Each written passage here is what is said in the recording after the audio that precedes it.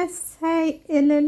በመጨረሻም ናሆሜ ሚስቱና ልጁን አገኛቸው። ሰላም ጤና ይስጥልኝ። ውድና የተከበራችሁ አድማጭና ተመልካቾቼ ለዚህ ቻናል አዲስ የሆናችሁ በላይክና በሰብስክራይብ እንድትጀምሩት ስል በትህትና ጋብዛችኋለሁ። ለምታደርጉልኝ ከልብ አመሰግናለሁ። እንግዲህ እንደምናውቀው ከዚህ በፊት ምሩዬንና የናሆሜን ልጅ አግቷት ነበረ። ያም ደግሞ በሙርሲም ዋናው አጋችና ዋናው አዛዥ ተላይ የነበረው ስፒድ ሆኖ ግን ተበታቾቹ ደግሞ ታዛዦቹ የስፒድ ታዛዥ ሙርሲሞ ነበረ እና እንግዲህ ስፒድ ራሱን ደብቆ በጣም ብዙዎችን ሲያሰቃያቸው ነበር። እንደምናውቀው ሰንዬን ከጆከር ጋር ያሰቃያት ከከረመ በኋላ አሁን ደግሞ ወደ ናሆም ቤት ጎራ ብሎ ነበረ። በዛም እንግዲህ ምሩዬን አግቶ እንደዚሁም ደግሞ የናሆምን ልጅ አግቶት ያስተቃያቸውና መከራቸውን ሲያሳያቸው ነበረ። ይሄ ብቻ አይደለም እንግዲህ ሀዊም ምሩን ፍለጋ በመሄድ እሷም እዛው ታግታ ሶስቱን አንድ ጋር አግተው ነበረ። እንግዲህ በታገቱበት ሰዓት በተለይ ደግሞ ናሆም በጣም ግራ ተገባብቶና መላው ጠፍቷት ድጋሚ ምሩዬን በህይወት አገኛት ሲሆን አላገኛት ሲሆን በማለት በጣም አስደንጋጭና አሳዛኝ ድርጊት ላይ ነበር። ራሱ በቃ አብዷል። በጣም ነበረ። ምክንያቱም አስባችሁታል፣ በጣም ነገሩ ከባድ ስለነበረ ማለት ነው። እናም ሆኖም ግን በመጨረሻ ደስ የሚለው ነገር በመጨረሻው ሰዓት እንግዲህ ዛሬ ከዛ ቤት እንዲወጡና ምሩዬን ናሆሜ ተምሩ ተሚስቱ ጋር እንዲገናኙ ሆነዋል ማለት ነው። በጣም ነው ደስ ያለኝ እውነት ለመናገር ማለት ነው። በጣም ያው እንደምናውቀው ምሩ ኦልሬዲ ታማሚ ነበረች። በዚህም እንግዲህ መድኃኒት ያስፈልጋት ነበር። ሆኖም ግን ያን ያህል ክፉ ቢሆኑም እንኳን ራሱ ደግሞ ጨርሰውም እንዳልከፉባት ያው እንደምናውቀው በመጨረሻው ሰዓትም ለምሩዬ መድኃኒቷን ሂዶ ሊያመጣ ባለበት ሰዓት ነበር እንግዲህ መጨረሻ ላይ ሀዊ ተከትላ ሀዊ ስልኩን በደወለችበት ሰዓት የተወሰነ ቢሆንም ናሆሜ ሰምተው በዛ ነው ልትገኝ ቻለችው። ሌላው ደግሞ ምንድነው ሙርሲሞ መያዙ። ሙርሲሞ ሲያዝ እንግዲህ ለነዛ ለልጆቹ ስፒድ ሙርሲሞን ቀጠረ። ሙርሲሞ ደግሞ እነዚህን ተታቸው ያሉትን አደረገ። ሙርሲሞ ሲያዝ ግን ግራ ተጋቡ ምን እንደሚያደርጓት። ምክንያቱም ኃላፊያቸው ማንኛውንም ነገር የሚያቀርብላቸው በዛ አድርጉ፣ በዚህ ውጡ፣ በዚህ ግቡ የሚላቸው ሙርሲሞ ሲያዝባቸው ግራ የተጋቡት ይዘው ወደ ጎዳና መውጣት ምርጫ አድርገው ነበረ። ከዛ የነሱ ቢጤ ደግሞ ያው በመጨረሻው ይዟቸዋል ማለት ነው። ከምንም በላይ ምሩዬ በሰላም መመለሷ በጣም ደስ ብሎኝ። አተባባተ እንዴት ነዎት? ሀና እኮ ነኝ። እንግዲህ ተዚህ በፊት እንደምናውቀው ሀንች ሳቂተኛዋና ተጫዋቿ ሀንችዬ የኪራ የስራ ባልደረባው ወደዛ ሲመጣ ሀንቾን ሲያት ሀንቾዬን እንግዲህ በፍቅር ይጠይቃት ነበር። እንዴት ነው ነገሯ? አንተ እኮ አባቴ ትሆናለህ ብትለውም እንደዛ አትበይ አንቱ አትበይኝ አልሆንም አለ። ምንድነው እንደዛ ያላካል ነው ይካል ገንዘብ ስላለው ብቻ ነው። እና በዛ ምክንያት እንግዲህ የኪራ ስራ ሊወርቅ ስለሆነ ስራው ሊበላሽ ስለሆነ ኪያና ብሩኬ ያስገድዷትና ሄዳ ይቅርታ እንዲጠይቀው እንግዲህ ፈንክተዋለችም ይቅርታ እንድትጠይቀው ነው ያደረጓት። እሷም እንደዛ እንደለመደችው ሱሪ ለብሳና ፀጉሯን ለቃ መሄድ አልመረጠችም። ሸፎንፎን ብላ ሄዳ እሱም አላወቃት ነበርና ስልክ ሊደውል ሲል አቶ አባተ እንዴት ነው? ሀና እኮ ነኝ አለችው።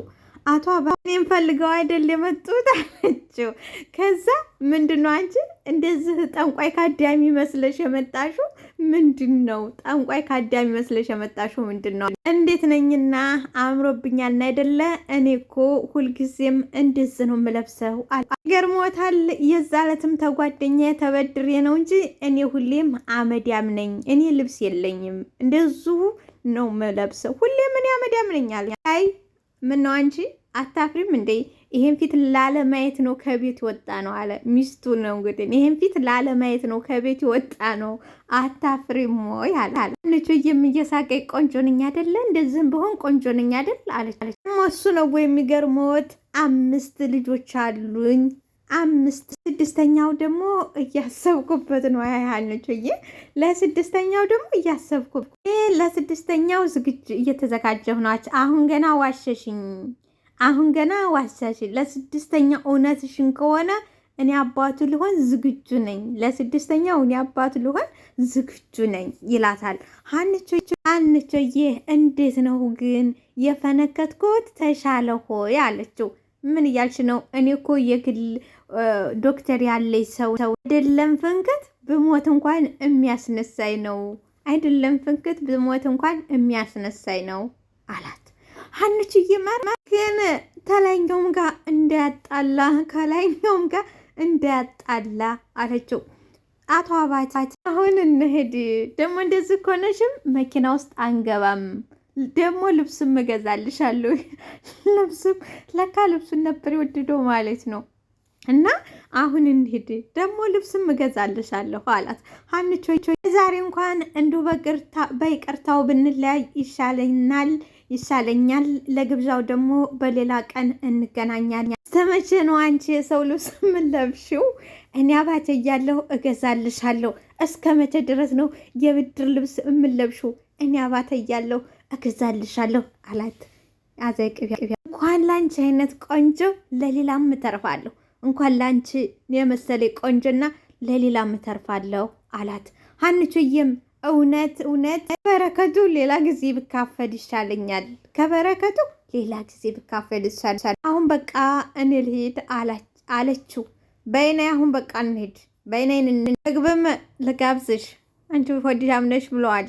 ምግብም ልጋብዝሽ በይ አላት። ደግሞ ሆቴል ውስጥ ብንደባደብ እንደዛ ነው ይሻላል የምትለኝ አለችው። እንዴ አለሱ የምን ድብድብ ነው አላት።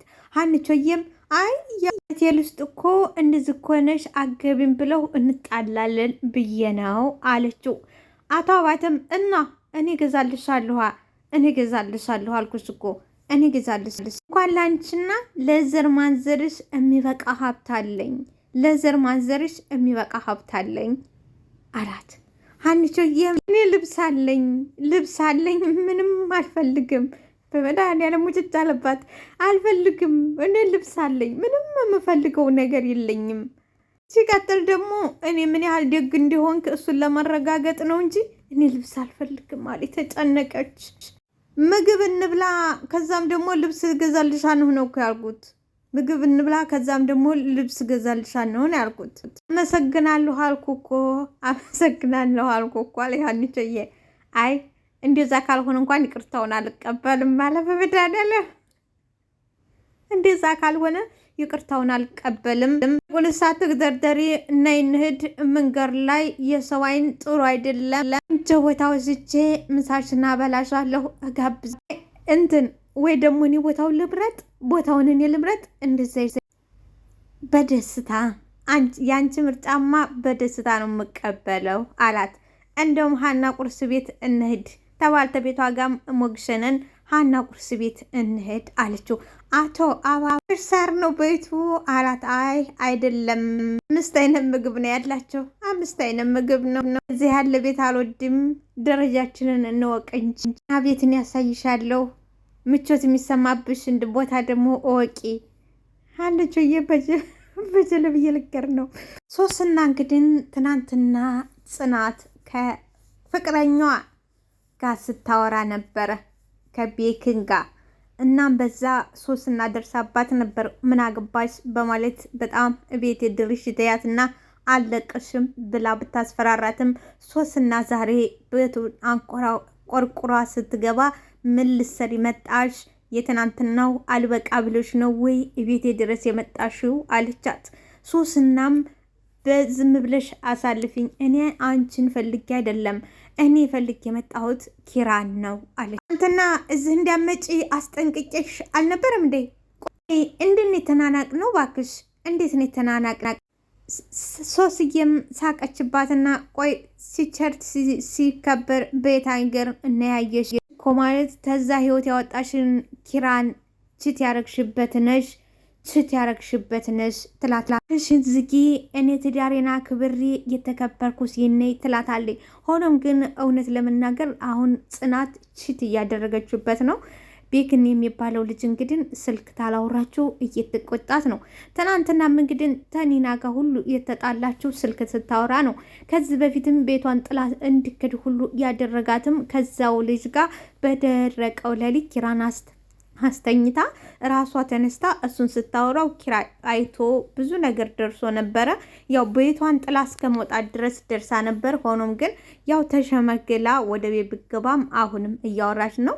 በሌላ በኩል ደግሞ ትናንት ሶሲም ይዛታለች ማለት ነው። ስለዚህ አሁን ጽናትዬ ችት እያደረገችበት ነው ማለት ነው። የተከበርኩ ሴት ነኝ፣ ትዳርን የማከብር ነኝ፣ አፊሽን ዝጊ አለቻት።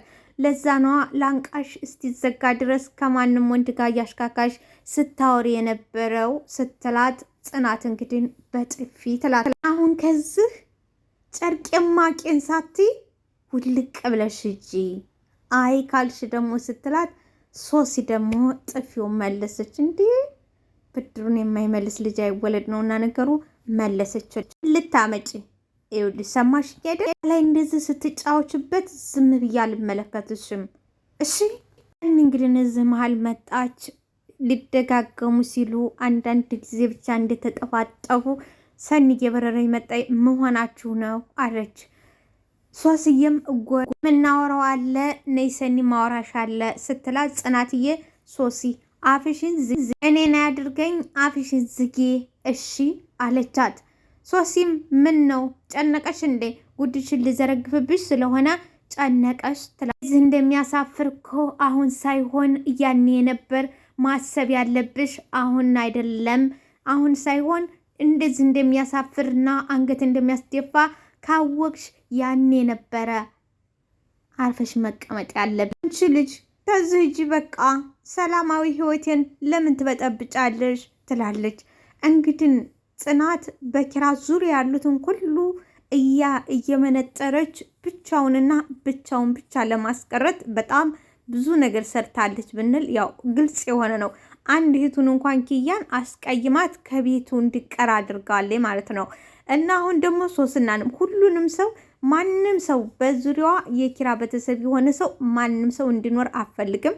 በአሁኑ ሰዓት እንግዲህ ኪራ ከማንም ሴት ጋር እንኳን አውርቶ አይደለም። ከዚህ በፊት እንደምናውቀው ሀንቾዬን ታላባረርክልኝ በማለት ያዙ ይልቀቁኝ ስትል የነበረችው ጽናት አሁን ግን በራሷ ጊዜ ችት እያረገችበት ነው።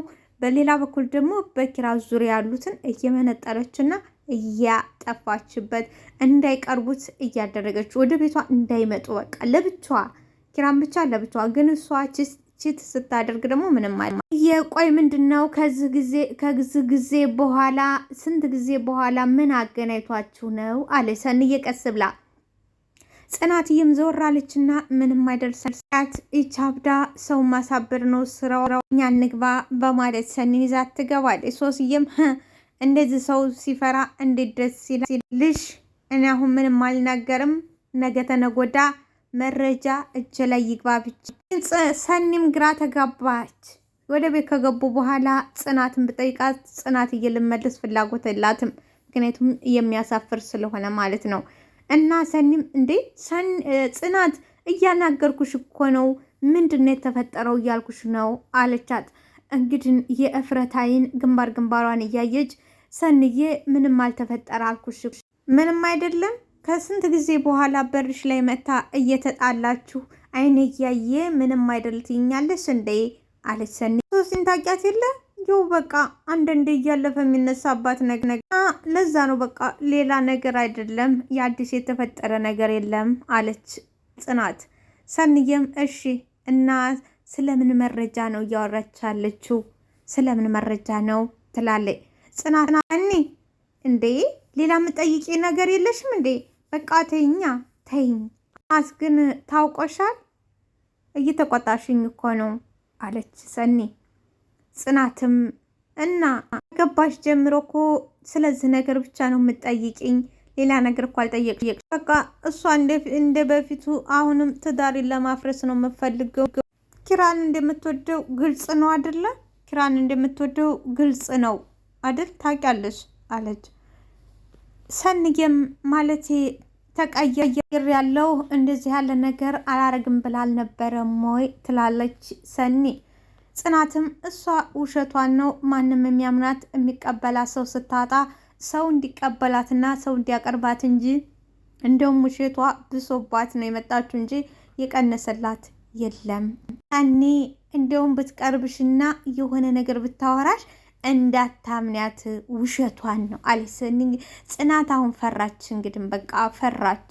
ምክንያቱም ስታወራ በትክክል ሰምታታለች። ወደ አንቺ መታ አለቻት። ወደ አንቺ መታ ብታወራሽ እንኳን እንዳታምኛት ውሸቷን።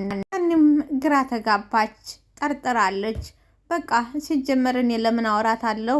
አንቺ ተነገርሽኝ እኮ በቂ ነው አለች። መጀመሪያ ናሆሜ ምሩን፣ ልጁን፣ ሰራተኛውን እነ ጎቢ አስለቀቀው ይዘዋት ሲመጡ ብር ብሎ ምሩ ላይ ጥምጥም አለባት።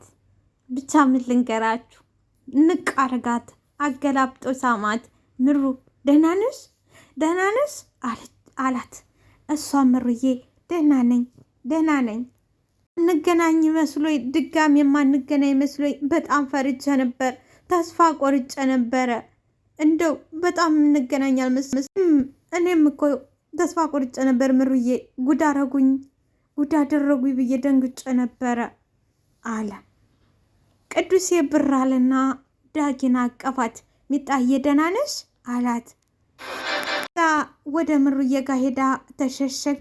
አይዞሽ ዳጊዬ፣ እነሱ የሚጎዱን ሰዎች አይደሉም፣ የኛው ሰዎች ናቸው፣ አይዞሽ አትፍሪ አለቻት። ሚም ዳጊዬ ደህና ነሽልኝ ግን አለ።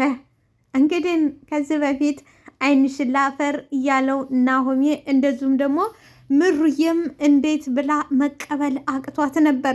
ለሁሉም ጊዜና ሰዓት አለው። አሁን ምክንያት እያንዳንዱ ነገር በምክንያት ነው የሚሆነውና አሁን በአሁኑ ሰዓት እንግዲህ ምሩዬም ዳጊን ተቀበለቻት፣ እንደዚሁም ደግሞ አባቷ ናሆምም ተቀበላት። በሌላ በኩል ደግሞ ምሩዬና ናሆም ሳይጣሉ ራሱ ጊዜ አገናኛቸው ማለት ነው። እንግዲህ ከዚህ በኋላ የዲኤንኤ ምርመራ ያደርጉ አብረን የምና ይሆናል። ሆኖም ግን ናሆሜ ግን በጣም ዳግዬ ደህና ነሽ ግን ከምሩዬ ጋር ትንሽ እንትን ታለ በኋላ ወደ ሀዊም ልሂድ አላለም። የሚያሳዝነው ነገር ሀዊ ሰላም እንኳን አላላትም። ሚስቱን አቀፈ። ከዛ በኋላ ወደ ልጁ ወረደ። ሀዊ ምሩ ደህና ናችሁ አይደል አለ ኪራዬ። ምሩ ሀዊ ደህና ነን። እኔ ምን ሆናለሁ ብለህ ነው? ምሩ ነች የተጎዳ። ባለቤቴ ስራውን ጨርሶ በጊዜ ገባ አለች ሰንዬ። አንቺ ይሄ ስም ትጠራ እንዴት ደስ እንደሚል እስቲ ውዷና የተከበርሽዋ ባልተቤቴ ድከሚውና የደከመ ጉልበቴን አበረታችው አላት። እሷም እንዴት ነው የማይደገምልህ የኔ ውዱ ባለቤቴ ውዱ ባልተቤቴ አለችው። ጆክ ዝህ ያለች ሚስት እንደዚች ያለች ሴት ማግኘት ግን ምን ያህል መታደል ነው። እኔን እኮ ፈጣሪ አድሎ ማለት ሳባ አድርጎ ግንባሯን ራኪ ብዬ መጣች። ሆሆይ በገዛ ቤታችን እኮ መንቀሳቀሻ አጣናል። ምስኪን ራኪ ብዬ ስመጣ እነሱ ሲሳሳሙ ወሆይ በገዛ ቤታችን መቀመጫ አጣን። ካልሆነ በር ማንኳኳት ልጀምር መሰል አለች። ደክሞ ስለመጣ ነው እረፍት ያርክ ብዬ እኮ ነበር አለ ሰንዬ። ራኪ ብዬም አዎ ስለደከመው ነው ግንባርሽ ላይ ቻርጅ እያደረገ ነበር አላት። ደሞ እኮ መኝታ ክፍሌ ብቻ ስገባ ነው እማልሳቀቀው እንጂ ከዛ ወዲህ እኮ እየተሳቃኩ ነው። እኔ ልተኛ መተኛት አለብኝ ሲል እንዴ ምግብ ብላ እንጂ ምግብ ታበላማ አተኛም። ሰኒ ተንሽ አቅርቢለት ትላኪ። እንዴት ነው ስራ ሀዳ አለችው። በጣም ጥሩ ነው፣ በጣም መልካም ነው። እንደዚህ ከሆነ በቅርቡ ሌላ ስራ ቀይራለሁ አላት። እሷም በጣም ጎበዝ በርታ። ውድና የተከበራችሁ ላይክ ሰብስክራይብ አድርጉልኝ። አመሰግናለሁ።